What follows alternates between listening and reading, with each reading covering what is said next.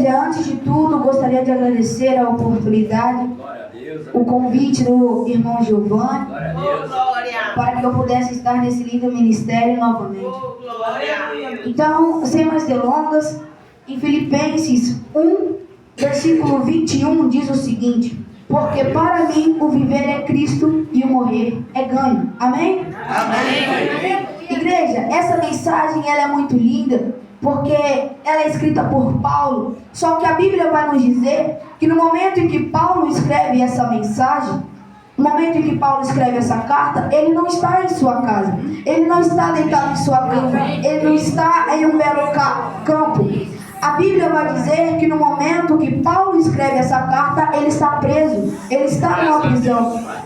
Aos olhos humanos, Paulo estava no fundo do poço. Por quê? Porque a prisão tira do homem o dinheiro, tira a família, tira a casa, tira os bens materiais, tira o carro, tira a fama, tira o nome. Só que a prisão não pode tirar uma coisa de Paulo. Sabe o que foi? A presença de Deus. A prisão ela tirou tudo de Paulo. Só que a prisão ela não conseguiu tirar a autoridade do Espírito Santo. A prisão não conseguiu tirar a unção que Deus tinha colocado dentro da vida de Paulo. Glória a Deus. E essa mensagem é muito linda, porque vai dizer que aos olhos humanos Paulo estava no fundo do poço. Só que a Bíblia vai nos dizer que Paulo não estava desesperado. A Bíblia vai dizer que Paulo não estava triste. A Bíblia vai dizer que Paulo não estava em seu coração desamparado. A Bíblia vai dizer que Paulo estava feliz. Mas Davi, como assim? Paulo estava longe de sua família, não tinha mais um nome, não tinha mais seus bens materiais, estava longe de suas terras. Aos olhos humanos ele estava sozinho. Como que ele estava feliz? Porque, como eu disse, aos olhos humanos ele estava sozinho. Só que Paulo não estava sozinho.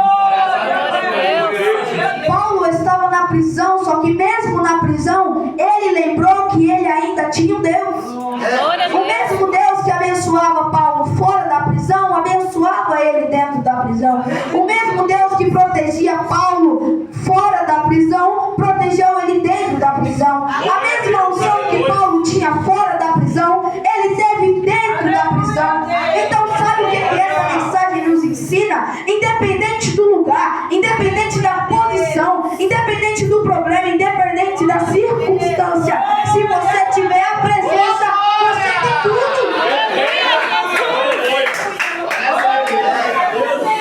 A Bíblia não vai dizer que Paulo ficou triste porque ele tinha perdido as suas riquezas.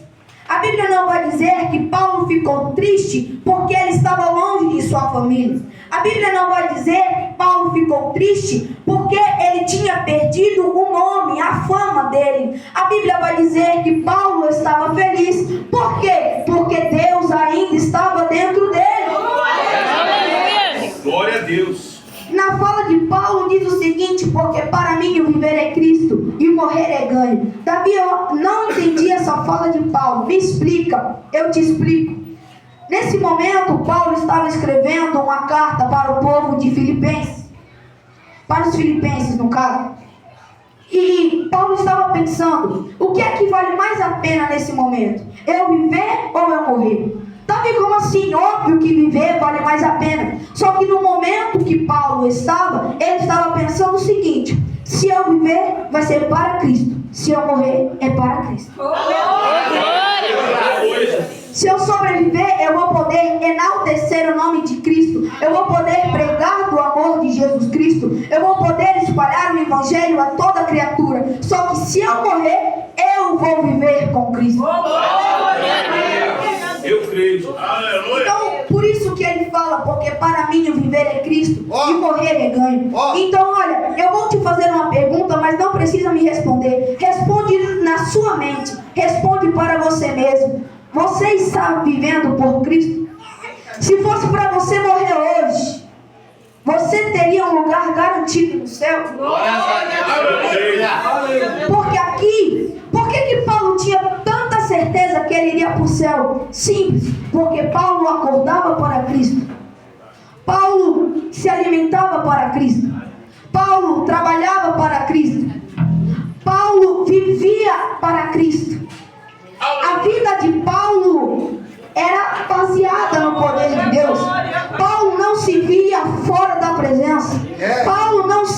via longe do Espírito. Paulo não se via afastado do Evangelho. Então por isso que ele tinha um lugar garantido no céu. Então ei, eu te pergunto, você acha que você tem um lugar no céu? Você acorda por Cristo? Você vive por Cristo? Você prega por Cristo? Você trabalha para Cristo? A sua vida é voltada para Cristo? Aleluia, Jesus. E continuando, quero ser breve para poder entregar o microfone. Em Romanos 14, versículo 8, diz o seguinte: porque se vivemos para o Senhor, vivemos. Se morremos para o Senhor, morremos. De sorte que, ou vivamos ou morramos, somos do Senhor. Na mesma situação que Paulo se encontrava, esse escritor também se encontrava. Se eu viver, vai ser para enaltecer o nome de Cristo. Mas se eu morrer, vai ser para viver com Cristo. Então olha o pensamento desses escritores, de Paulo e desse escritor. Eu vou viver para louvar o nome de Cristo. Independente do lugar, da circunstância, do problema, da situação que eu passe, a minha vida vai ser voltada para Cristo. Você está achando muito, mas calma. Ele não planejou somente a vida dele para Cristo. Ele planejou a vida e a morte para Cristo. Glória a Deus. Olha que mensagem linda. Enquanto muitas pessoas estão com preguiça de sair de casa. Hoje eu não vou para a igreja porque está chovendo. Hoje eu não vou para a igreja porque está frio. Não vou para a igreja porque está cansado. Pega o exemplo de Paulo. Paulo, ele vivia para Cristo e também planejou a sua morte para Cristo. Glória a Deus. E às vezes a gente é tão ingrato com o Espírito Santo. Às vezes Deus nos dá tudo e mesmo assim a gente não valoriza.